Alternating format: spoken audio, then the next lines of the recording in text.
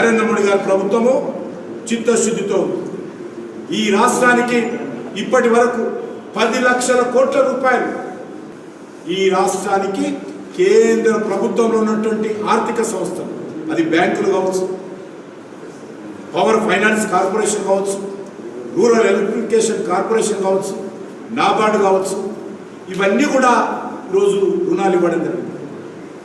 మాకు తెలంగాణ మీద అభివృద్ధి మీద ఇంట్రెస్ట్ లేకపోతే ఏ రాష్ట్రానికి ఇయ్యలే, దేశంలో పెద్ద పెద్ద రాష్ట్రాలకు కూడా ఇయ్యలే ఇంత రుణం తెలంగాణ రాష్ట్రానికి ఇవ్వడం జరిగింది.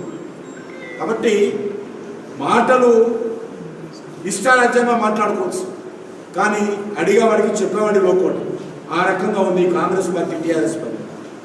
కాబట్టి ఈ రాష్ట్రంలో కేంద్ర ప్రభుత్వము ఏ రకంగా మేము ఈ రాష్ట్ర ప్రజల సంక్షేమం కోసం కానీ ఈ రాష్ట్ర అభివృద్ధి కోసం కానీ కేంద్ర ప్రభుత్వము మరి నిధులు ఖర్చు పెడుతుందో చర్చకు మేము సిద్ధంగా ఉన్నాం. కానీ మరి మీరు ఇచ్చినటువంటి హామీలు ఏ రకంగా అమలు చేస్తున్నారో అధికారంలోకి వచ్చిన తర్వాత దాని మీద కూడా చర్చకు సిద్ధంగా రావాలని నేను ముఖ్యమంత్రి రేవంత్ రెడ్డి సవాల్ చేస్తాను.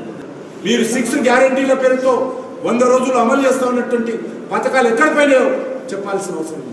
మీరు సంవత్సరం లోపల అమలు చేస్తున్నటువంటి అనేక ప్రాజెక్టులు ఉద్యోగాల భర్తీతో సహా ఏది కూడా ఈ రాష్ట్రంలో అమలు చేయకుండా ఈరోజు భారతీయ జనతా పార్టీని, కేంద్ర ప్రభుత్వాన్ని విమర్శించే నైతిక హక్కు ఈరోజు రేవంత్ రెడ్డి కానీ, కాంగ్రెస్ పార్టీ కానీ, టీఆర్ఎస్ పార్టీ కానీ లేదనే విషయాన్ని ఈ సందర్భంగా